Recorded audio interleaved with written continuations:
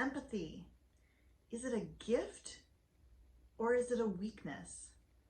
We're going to be breaking that down and so much more in this video.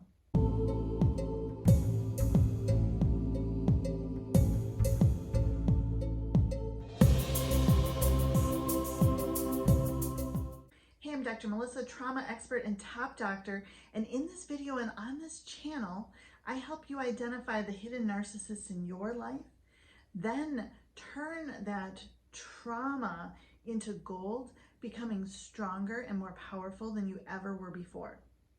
Today we're talking about empathy, and I've seen a lot of confusion around empathy, what it is, what it means, whether it's a gift, whether it's a weakness, and I really want to dive into this one deep because it's really important. So let's start with what empathy is. Empathy is the ability to feel what other people are feeling. It's the ability to feel it as if it's happening to you. So someone who's empathic, say their best friend's mother dies, they feel the sadness and the grief as if their own mother died. They can completely relate to that massive sense of loss, of abandonment, of sorrow. They're not only sad for their friend because their friend is having a difficult time, but they feel it as if it has happened to themselves. Say an empathic person has a coworker who's very anxious. They will feel that anxiety. They'll feel the shortness of breath, the chest tightness, the butterflies in the stomach, maybe the ringing in the ears, the jitteriness, the inability to relax when they are around that person, as if they are the one who is anxious. Oftentimes, they'll even wonder, like, what in the world am I anxious about? Everything in my life is going fine. And they don't realize that what they're picking up on is someone else's anxiety. This is what it means to be empathic, to feel empathy for someone else. Sympathy, another commonly used word, is similar but different in that sympathy involves feeling pity or sorrow for someone else. You see someone else's experience through your own perspective or your own lens, as opposed to feeling as if you're in that other person's shoes.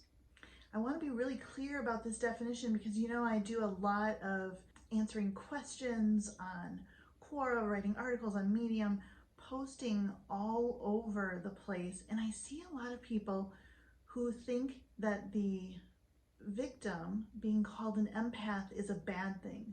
They think that it means that that person has no empathy, and it's not true. An empath is someone who has greater than average amount of empathy. It's a label, and labels aren't, you know, they're not one size fits all. But someone who would be referred to as an empath is someone who has a great deal of empathy. Narcissists, on the other hand, have very little, if any, empathy.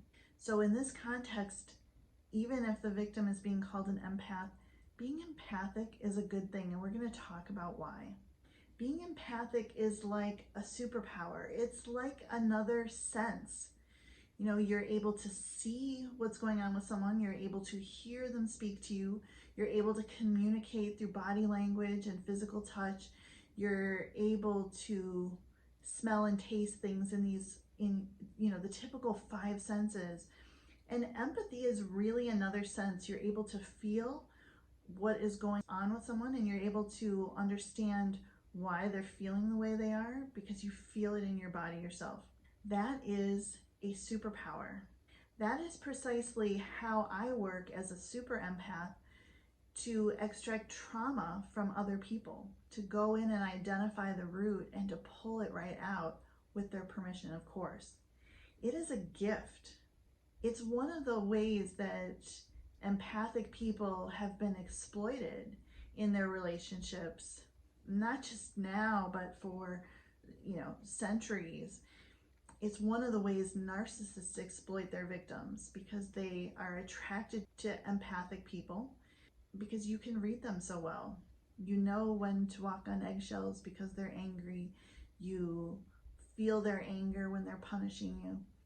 And even though it's one of the attractors to narcissists, it still remains a gift. You just have to know how not to attract those narcissists, right?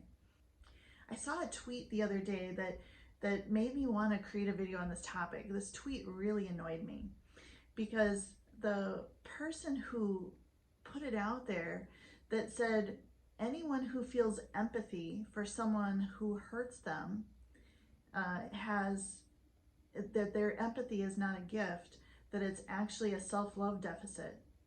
And I really pondered what this person was trying to say and where they were coming from, because I love to see things from different lenses, different viewpoints. And what I came up with was, I understand where this person was coming from, and it's completely wrong. And I'm going to tell you why. Empathy, like we talked about, is like another one of your senses. It's not a choice. You don't choose to feel empathy for one person versus another. You don't choose to be empathic towards a large group, when you're at a party, and not be empathic in other situations. It's not a choice. It's a sense. It's in the same way you cannot choose to see this coworker and choose not to see that one, or choose to hear this coworker and choose not to hear that one. You can't choose to do any of those things. It is a sense. It is one of the skill sets or gifts that you have for interpreting the world. It's not something that can be turned on and off. You cannot choose to be empathic towards your children, but not your ex. It doesn't work that way. Anyone who's trying to claim that it does is not particularly empathic, or maybe they just don't understand it themselves. But it's not a choice. What is a choice is how you choose to respond and how you choose to behave. So I can totally love someone who has been abusive to me. I can feel empathy for the fact that they're hurting inside, that they have such a fragile sense of self and such a fragile ego, that they are lashing out at me like a caged animal because they are terrified of facing the internal shame that is buried deep inside of their body.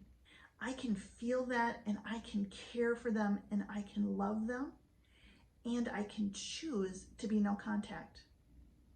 Or I can choose to set very clear and limited boundaries that keep me safe, that keep other people safe. The empathy I cannot turn off, or I wouldn't want to turn off. Again, it is a sense, it is not a choice. But I'm completely empowered in the way that I choose to respond. I can choose to not allow someone to abuse me anymore. I can choose to not allow someone to abuse my children. And I can still experience empathy for the toxic, abusive person, and I can still love them. They are not mutually exclusive. I want to be really clear. Empathy is a gift. And like with all gifts, say you were a music prodigy, you still have to take some piano lessons, right? Or you still have to practice playing the cello. With any gift, a professional athlete still practices. There are skills to develop.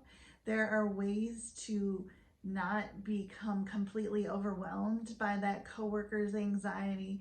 There are ways to be able to let go of the death of your best friend's mother, so that you don't have to, take a week off work grieving like she might. There are ways to learn to work with the gift, but there is no question that it is a gift. It's a gift. It's not a choice. It's not anything to be ashamed of or to wish away. And if you'd like help learning how to manage that gift, if you'd like help learning how to decrease the stress and the noise, that external noise from feeling everyone around you, I can help. I have an online toolkit, stress relief for empaths, that does just that. And I also do trauma extraction sessions. Links will be in the description of this video. Reach out if you have any questions. I am here to help you and guide you into understanding and using your empathic gifts because I understand you. If this video has been helpful to you, if you know someone who needs this message, click subscribe, click the notification bell, share the video with someone else so that more people benefit from it. I'm Dr. Melissa, and I'll see you in the next video.